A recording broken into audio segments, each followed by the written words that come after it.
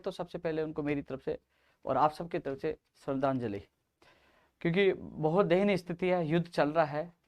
लेकिन उससे पहले साथियों, आज का जो लाइव है उसमें कई महत्वपूर्ण मुद्दों को लेकर मैं आपके बीच में आया हूं कल पूरे दिन भर, क्योंकि साथियों सवाल सबके बहुत है। मैं सोशल मीडिया पे देखता रहता हूं कि रीट को रद्द करो, रीट की सीबीआई की जांच की मांग करो, रीट लेवल 2 को बहाल करो, पटवारी नॉर्मलाइजेशन है, और पंचायत राज एलडीसी नर्सिंग भर्ती 2013 और नई भर्तियां first grade second grade 1 lakh भर्तियां, तमाम कमेंट तमाम चीजें मैं देखता रहता हूं। साथियों आज का लाइव युवाओं के लिए विशेषकर इसलिए महत्वपूर्ण है कि इस लाइव में मैं आप लोगों तक कुछ महत्वपूर्ण जो जानकारी है और महत्वपूर्ण वो बातें आप तक पहुंचाना चाहता हूं, जिससे धरातल तक यह बात पूछे, जो तैयारी करने वाले अभ्यर्थियों तक बात पूछे। साथियों लगातार आप लोग हर भर्ती के लिए टकटकी लगाए, ट्विटर, फेसबुक, यूट्यूब सब चैनल सोशल मीडिया पे जुड़े रहते हो और इंतजार करते हो कि मेरी भर्ती के लिए सुखद खबर कब आ जाए, या नई भर्तियों का कैलेंडर कब जारी हो जाए, या परीक्षा तिथि कब आ जाए, परिणाम कब आ जाए, ज्वाइनिंग कब आ जाए। साथियों अलग अलग भर्तियों के अलग अलग युवाओं के अलग अलग मत होते हैं, अपने इच्छा अनुसार वो अपनी बात रखते हैं।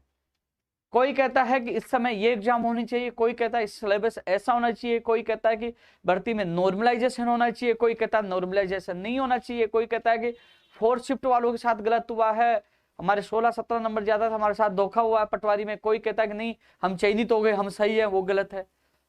कोई कहता है कि रीट में इतनी गड़बड़ी हुई है कि रद्द होनी चाहिए, कोई कहता है कि रीट लेवल 2 को बहाल करो। अलग अलग लोगों के अलग अलग मत है। युवाओं के नाम पर अलग अलग कई लोग हैं जो केवल कुछ समय के लिए राजनीति करते हैं, आवाज उठाते हैं, लेकिन जब आवश्यकता पड़ती है वो गायब हो जाते हैं। मैं जो युवाओं के नाम पर राजनीति कर रहे हैं बहुत लोग हैं जिनके लिए मैं साफ शब्दों में कह रहा हूं। साथियों तमाम बिंदुओं को लेकर मैं चर्चा करना चाहूंगा, लेकिन एक सवाल एक चीज मैं आप लोगों को बता रहा हूं, कल की ही स्थिति मैं आप लोगों को बता रहा हूं। तमाम युवाओं के सामने मैं विभिन्न मुद्दों को लेकर मैं चर्चा करूंगा, चाहे वो नई भर्तियां हो, चाहे लंबित भर्तियां हो, जो विवाद इन दिनों में इन भर्तियों का जो विवाद चल रहा है उनसे संबंधित बातें हों। लेकिन मैं एक चीज कल का उदाहरण दे रहा हूं, मैं आपको बताना चाहूंगा कि सोशल मीडिया पे कोई भी आपको भ्रमित प्रचार कर सकता है, कोई भी फॉलोवर या लाइक और कमेंट के लिए कुछ भी लिख सकता है, लेकिन यहाँ धरातल पे भागना पड़ता है, मेहनत भी करनी पड़ती है। मैं कल का ही उदाहरण देना चाहूंगा कि कल मैं 11 बजे चेयरमैन महोदय जी से मिलने गया, हरिप्रसाद जी से, जो अधीनस्थ बोर्ड गया। उनसे मुलाकात के बाद मैं 12 बजे पूछा विद्युत भवन, वहां मैं अधिकारियों को चैम्बर के बाहर धरने पे बैठ गया, उन्होंने उठाया, मीटिंग करवाई, उसके बाद मैं वहां से गया सचिवालय। कल की बता रहा हूं कि एक इंसान पूरे दिन भर कैसे कैसे अलग अलग भर्तियों के लिए भागता है। लोग सवाल उठा सकते हैं, लोग भ्रमित कर सकते हैं, लोग कुछ भी कह सकते हैं, लेकिन यह भी सोचना चाहिए कि हर भर्ती के लिए अजमेर, बीकानेर, आरपीएससी कहां भी जाना हो, एक इंसान भागता, आवाज उठाता, कोशिश करता है। आपके अलग अलग धड़ों में बंटना, अलग अलग आवाज उठाना, मुझे लगता है कि एक पक्ष बोलूंगा दूसरा गाली देगा, दूसरा कहेगा वो बिक गया, उससे मिल गया, पैसे खा गया, दलाल। ये आप लोग आजकल आप लोगों का ये ट्रेंड है, क्योंकि एक व्यक्ति का साथ देना, दूसरा गाली देना। इसलिए ये निर्णय ले लिया कि मैं तो दोनों पक्षों का ही नहीं बोलूंगा, जो आपस में आप लड़ते रहो, आप आपस में लड़ते हो, गालियां और सब कुछ आप लोग मेरे ऊपर थोप देते हो। लेकिन फिर भी आप सोचिए कि एक इंसान हर व्यक्ति के लिए, हर भर्ती के लिए भागता है। मैंने उदाहरण दिया, पहले अधीनस्थ बोर्ड का 11 बजे और 12 बजे मैं वहां गया। उसके बाद मैं सचिवालय में जाते पहुंचता हूं और पूछने के बाद शिक्षा विभाग में पीके गोयल जी जो SES है, उनसे मैंने मुलाकात की। उनसे मुलाकात करने के बाद DOP सेक्रेटरी हेमंत गेरा जी से मुलाकात की। उनसे मुलाकात करने के बाद उनसे ज्वाइंट सेक्रेटरी जय सिंह जी से मुलाकात की। उसके बाद पंचायत राज में IAS अधिकारी अर्पणा अरोड़ा जी से मुलाकात की। और फिर उसके बाद जाके पंचायत राज में जो ग्राम सेवक भर्ती का जो सिलेबस के लिए जो आवाज उठ रही, उसके बाद मैंने वहां एक अधिकारी है, चारण जी हैं, उनसे मैंने मुलाकात की। और फिर उसके बाद कार्यालय आकर कुछ अभ्यर्थियों से मुलाकात की और शाम को घर पहुंचा। पूरे दिन भर ये सोचिए, अलग अलग भर्ती के लिए, हर बेरोजगार के लिए पूरे दिन भर भाग आपके लिए मैं रहा हूं। कोई सवाल उठा के गायब हो जाता है, कोई आके जब माहौल गर्माता है, रीट सीबीआई रद्द रद्द, उस समय वो कुछ वीडियो, कुछ चीजें लाइव आके कुछ डाल के गायब हो जाते हैं। लेकिन जब छोटे छोटे सिलेबस से लेकर विज्ञप्ति, परिणाम, नई भर्ती, सारी चीजों के लिए कानून, आपके लिए हर व्यक्ति के लिए आवाज सुना, उनके साथ जाना, उनकी आवाज उठाना, हर व्यक्ति के लिए लगातार मैं प्रयास कर रहा हूं, जो आपको पता है। ये चीजें मैं क्यों बता रहा हूं, ये चीजें इसलिए बता रहा हूं कि कई बार फोन नहीं उठाना, जवाब नहीं देना या मुलाकात नहीं करना, कई लोग मुलाकात के लिए समय मांगते, मैं नहीं मिल पाता क्योंकि मैं पूरे दिन भर किसी न किसी भर्ती के लिए भागता रहता हूं। इतना सब कुछ करने के बावजूद भी, हालांकि मैंने ये चीज देख लिया कि 26-24 तारीख को जो भीड़ आई, 9 तारीख को भीड़ आई, और लोगों ने भी आंदोलन का ऐलान करके देख लिया, पता चल गया कि हाँ, मैं इतना जानता हूं कि सोशल मीडिया पे जो सवाल उठाने वाले वो आकाओं के वो चेले हैं, लेकिन जो वहां मैदान पे आकर साथ देने वाले वो मेरी युवा साथी है। युवा मेरी ताकत है, मेरा अभिमान है, और युवाओं के पीछे पूरी सरकार से सीधी टक्कर लेता हूं। अब सवाल यह है कि लगातार इसलिए भाग दौड़ के बाद कई लोगों के फोन नहीं उठाऊं, कई लोगों के धरने में नहीं पूछूं, कई लोग नाराज हो जाते हैं। तो उनको यह समझना होगा कि एक व्यक्ति हर बेरोजगार के लिए भाग रहा है, कितनी मेहनत कर रहा है। अब सवाल मैं इस एक एक चीज पर मैं आऊंगा। मैं रीट भर्ती का जो कट ऑफ आई है इसके बारे में भी मैं चर्चा करूंगा। चर्चा मैं लेवल 2 के पटवारी, पंचायत राज, एलडीसी, नर्सिंग भर्ती, तमाम भर्तियों के लिए इस लाइव में मैं चर्चा करूंगा। अब चेयरमैन मोदी जी से मुलाकात में क्या हुआ वो मैं आपको बता देता हूं। चेयरमैन मोदी जी ने कहा कि 12 मार्च से पहले हम लोग कृषि प्रेक्षक भर्ती का परिणाम जारी कर देंगे। अब वीडियो के सिलेबस और वीडियो के परिणाम के लिए लोग पूछ रहे हैं। वीडियो के परिणाम के लिए उन्होंने कहा स्कैनिंग में थोड़ा समय लग रहा है, लेकिन इस वीक में नहीं आएगा, यानी कि उन्होंने कहा मार्च महीने में हम जारी कर देंगे। अब कुछ लोग कह रहे हैं कि नॉर्मलाइजेशन होगा कि नहीं होगा, कुछ चाहते नॉर्मलाइजेशन हो, कुछ चाहते नहीं हो।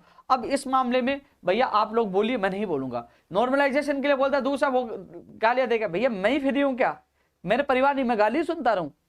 आपस में आप चाहते ये हो जाए, इसलिए बोर्ड जो करेगा वो बोर्ड पे ऊपर है, मैं नहीं बोलूंगा इस मामले में। हाँ ये जरूर है कि आपके परिणाम के लिए मैं मिला हूं।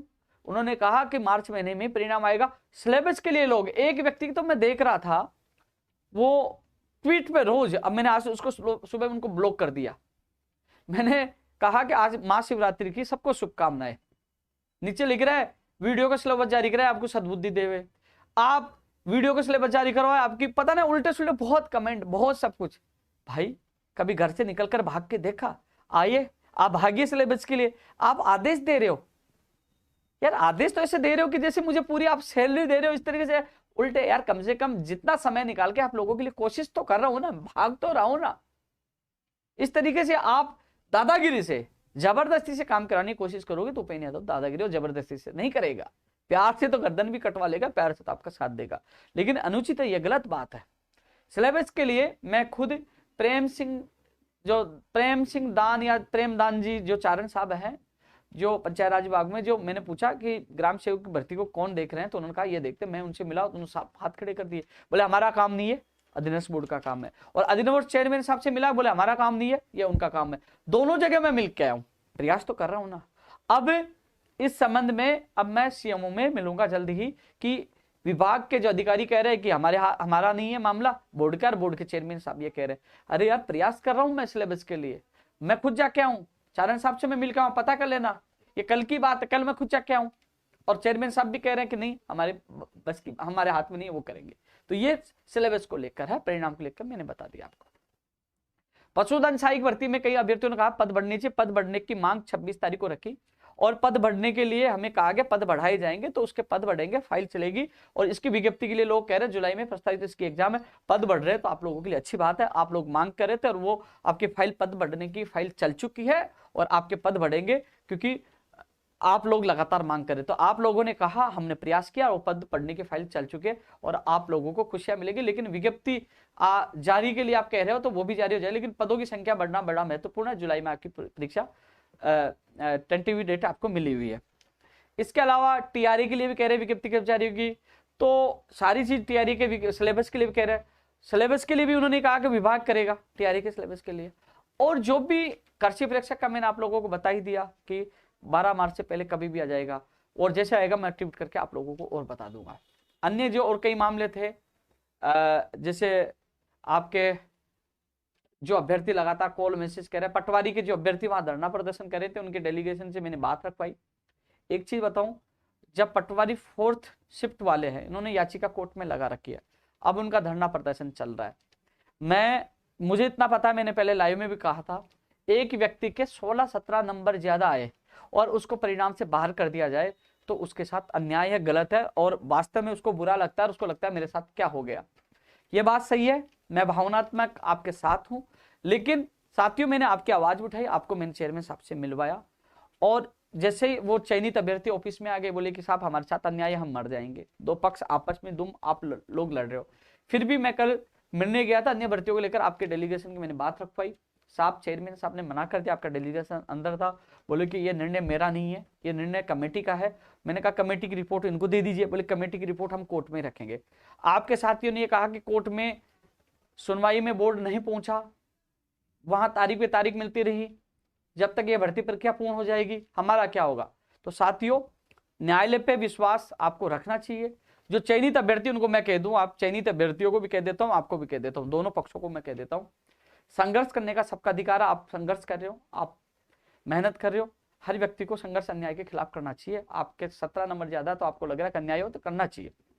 न्यायालय में सुनवाई है, लेकिन मैंने एक चीज कही, मैंने चेयरमैन महोदय जी को कहा कि जब भी सुनवाई हो तो आपके वकील को भेजना है और नोटिस को जवाब भी देना है, और आपको ये जो कमेटी की रिपोर्ट भी रखना, ऐसा नहीं कि तारीख पे तारीख